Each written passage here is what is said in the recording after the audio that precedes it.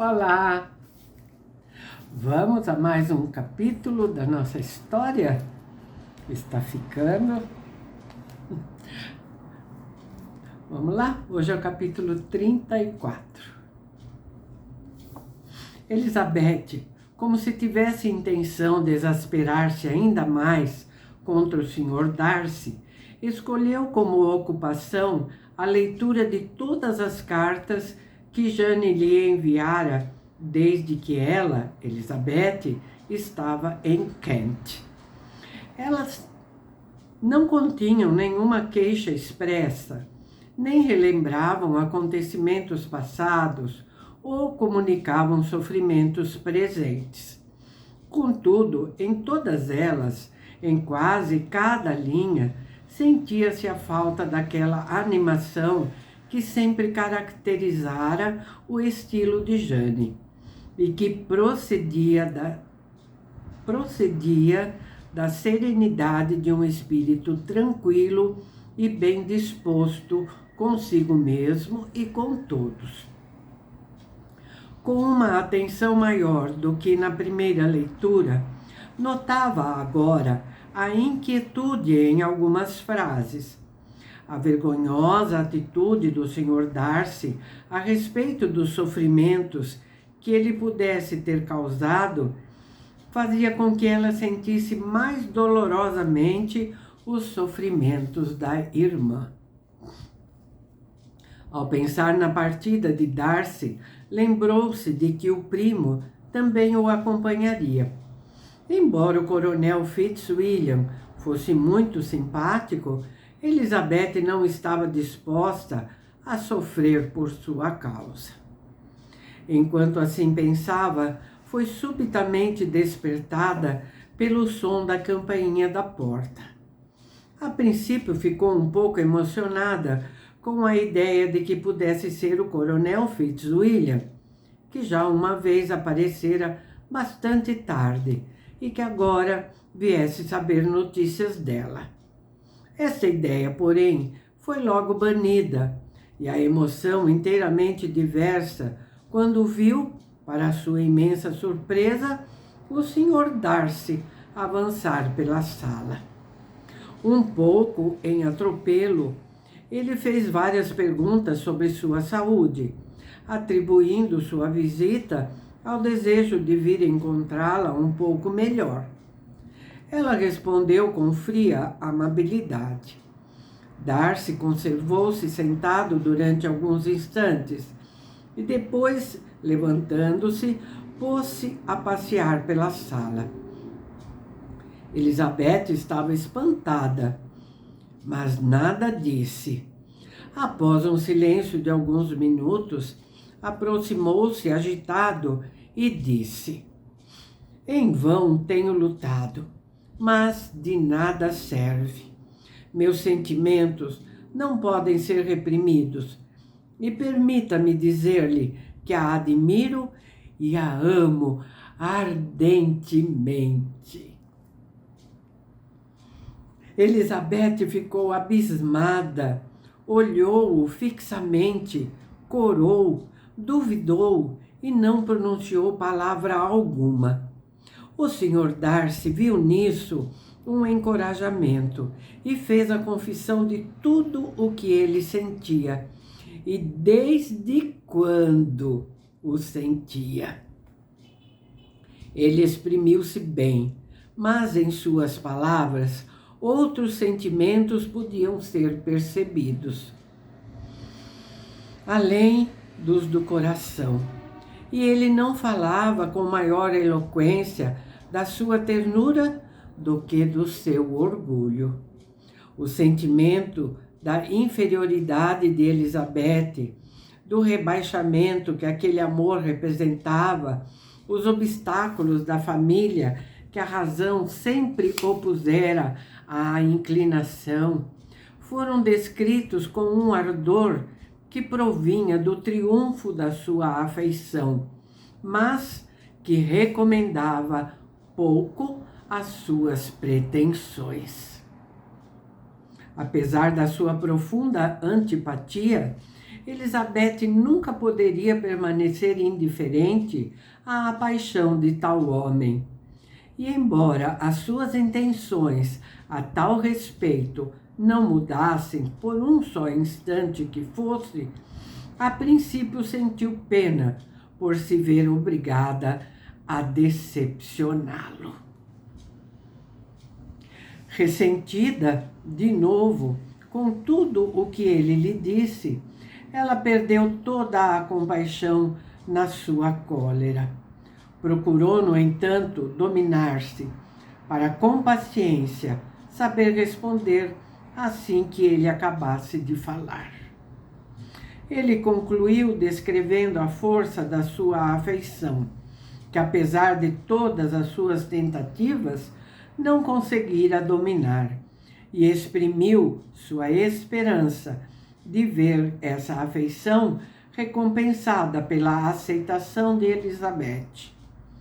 Ela percebeu assim que ele não duvidava de que a sua resposta fosse positiva. Ele falava em apreensão e ansiedade, mas no seu rosto transparecia a certeza. Tal atitude só a exasperava ainda mais, e quando terminou, o sangue subiu ao rosto de Elizabeth, que lhe disse: em casos como este, creio que é costume exprimir nossa gratidão pelos sentimentos que nos são confessados, qualquer que seja a incapacidade de os retribuir. É natural o sentimento de obrigação, e se eu me sentisse de qualquer modo reconhecida, não deixaria de lhe agradecer. Mas nada disso me é possível. Nunca desejei sua boa opinião, que, aliás, o Senhor me confere contra a sua vontade. Custa-me decepcionar alguém. Não é propositadamente que o faço, e só me resta esperar que não dure muito. Os sentimentos que, segundo o Senhor me disse, o impediram durante muito tempo de reconhecer seu amor, hão de socorrê-lo facilmente após a presente explicação. O Sr. Darcy, que estava apoiado contra a cornija da lareira, com os olhos fixos no rosto de Elizabeth, pareceu receber a comunicação dela com um ressentimento não menor do que sua surpresa. Seu rosto tornou-se pálido de cólera, e a perturbação era visível em cada um dos seus traços. Lutava por aparentar serenidade e não ousava pronunciar-se. A pausa era insuportável para Elizabeth. Por fim, numa voz que ele esforçava para manter calma, disse: e é esta a única resposta a que eu tinha direito e com a qual tenho de me contentar. Desejaria, talvez, ser informado da razão por que me rejeita assim, sem a menor tentativa de delicadeza da sua parte. Mas não tem importância. Também eu poderia perguntar, replicou ela, por que, com o intuito tão evidente de me ofender e insultar, resolveu o Senhor dizer-me que gostava de mim contra a sua vontade, contra a sua razão e mesmo contra o seu caráter? Não é essa desculpa suficiente para a minha falta de cortesia? Se é que realmente cometi essa falta. Mas tenho outros motivos para me sentir ferida. O Senhor conhece bem. Se acaso os meus sentimentos não me indispusessem contra o Senhor, se eles fossem indiferentes ou mesmo favoráveis, está convencido de que qualquer consideração me inclinaria a aceitar um homem que arruinou talvez para sempre a felicidade da minha adorada irmã? Ao ouvir pronunciar tais palavras, o Sr. Darcy mudou de cor, mas a emoção pouco durou e ele continuou a ouvir sem tentar interrompê-la. Tenho 1001 razões para pensar mal do Senhor, prosseguiu Elizabeth. Nenhum motivo poderá desculpar o ato injusto e mesquinho que praticou. O Senhor não ousará, não poderá negar que foi o principal, se não o único, agente na separação daquelas duas pessoas e em expô-las à censura e ao ridículo do mundo, uma delas por capricho e instabilidade, e a outra pela decepção das suas esperanças, envolvendo os dois numa situação extremamente embaraçosa. Ela fez uma pequena pausa e viu, com grande indignação, que ele a escutava com ar de quem não sentia remorso. Ele olhava até com um sorriso de incredulidade afetada. Acaso nega o que fez? Replicou ela. Com uma fingida tranquilidade, ele então respondeu: não desejo negar que fiz tudo o que pude para separar meu amigo da sua irmã. Nem negarei que me alegro desse êxito. Fui mais precavido com ele do que comigo próprio. Elizabeth desdenhou mostrar que compreendera a delicadeza dessa observação, mas o seu sentido não lhe escapou, nem era de natureza a aplacá-la. Mas não é apenas daí que data a minha antipatia, continuou ela. Muito antes disso, já eu tinha opinião formada a seu respeito. Seu caráter foi revelado há alguns meses atrás pelo Sr. Wickham. Que ato imaginário de amizade poderá o senhor alegar para se justificar? Que falsos motivos poderá inventar para iludir os outros? A senhorita denota um ávido interesse por esse cavalheiro, disse Darcy, com uma voz menos firme e corando intensamente. Qual a pessoa que, conhecendo o seu infortúnio, pode deixar de se interessar por ele? O seu infortúnio, repetiu Darcy com desprezo. Sim, o seu infortúnio foi realmente grande. E foi o senhor quem o infligiu, exclamou Elizabeth energicamente. Foi o senhor quem o reduziu a seu estado atual de relativa pobreza. O senhor quem lhe recusou as vantagens que lhe estavam destinadas. Privou-o, durante os melhores anos da sua vida, da independência a que ele tinha direito, e aquela que, aliás, merecia. Tudo isso o senhor fez, e atreve-se agora a ouvir o relato do seu infortúnio com desprezo e ironia. Então essa a opinião que tem de mim, rebateu Darcy, caminhando agitado pela sala. É esse o valor que me dá. Agradeço por ter se mostrado tão explícita. Minhas faltas, tais como as representa, são realmente pesadas. Essas ofensas nunca teriam sido reveladas, caso eu não tivesse ferido seu orgulho ao confessar-lhe, com toda a sinceridade, os escrúpulos que durante tanto tempo me impediram de tomar uma resolução.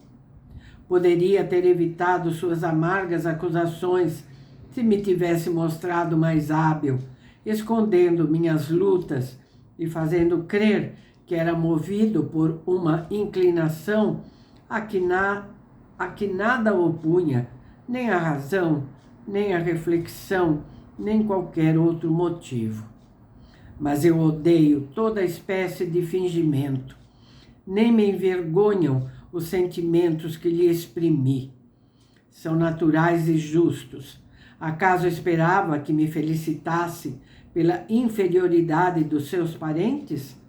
Ou que me alegrasse com a esperança de me relacionar com pessoas de condição tão decididamente inferior à minha? Elizabeth sentiu sua cólera crescer a todo momento. Contudo, esforçou-se por responder serenamente. Está enganado, Sr. Darcy. Sua atitude apenas me poupou qualquer sentimento de pena que eu pudesse alimentar ao ter de recusar o seu pedido. Perdão. Acaso ele tivesse sido feito de uma forma mais cavalheiresca. Ela notou como ele se sobressaltara ao ouvir tais palavras. Mas o Sr. Darcy nada disse, e ela continuou. Eu teria recusado de qualquer modo. De novo, o seu espanto se tornou evidente. Ele olhou-a com incredulidade e mortificação. Ela prosseguiu. Desde o princípio, desde o primeiro instante em que o vi, posso afirmá-lo, que suas maneiras me convenceram de que era um homem arrogante, pretensioso e devotando a maior indiferença pelos sentimentos dos outros. Essa impressão foi tão profunda que constituiu, por assim dizer, o alicerce sobre o qual os acontecimentos subsequentes elevaram uma indestrutível antipatia. Ainda não o conhecia há um mês e já estava convencida de que o senhor seria o último homem no mundo com quem me convenceriam a casar. Não precisa acrescentar mais nada, minha senhora. Compreendo perfeitamente seus sentimentos e nada me resta senão envergonhar-me dos meus. Perdoe-me ter tomado seu precioso tempo e aceite os meus mais sinceros votos de felicidade. E com essas palavras, ele abandonou apressadamente a sala. E após alguns minutos, Elizabeth ouviu-o abrir a porta da frente e sair. Incapaz de se manter de pé, deixou-se cair sobre uma cadeira e chorou durante meia hora. Sua surpresa aumentava a cada recordação do que se passara. Receber uma proposta de casamento do Sr. Darcy. Há vários meses que ele estava apaixonado por ela e amava-a tanto que desejava desposá-la, apesar de todas as objeções que tinham contribuído para que ele impedisse o casamento do amigo. Era agradável saber que ela tinha inspirado uma afeição tão forte. Mas a piedade que, por momentos, a ideia de tal paixão suscitara em Elizabeth foi imediatamente sufocada pela do orgulho do Sr. Darcy, seu abominável orgulho, pela cínica confissão da sua atitude com Jane, sua imperdoável tranquilidade ao reconhecer o que tinha feito, embora não o pudesse justificar, e pela maneira desapiedada com que se referira ao Sr. Wickham, sem que tentasse negar a crueldade com que o tinha tratado. Essas agitadas reflexões prosseguiram torturando-a, até ouvir o ruído da carruagem de Lady Catherine, fato que a fez correr para o seu quarto, pois não se sentia em condições de enfrentar a perspicaz atenção de Charlotte. Uau! Que capítulo foi esse? Uau! Então, Charlotte tinha razão, não é? Ele estava mesmo apaixonado por ela. Gente, que diálogo difícil, não? Elizabeth é muito...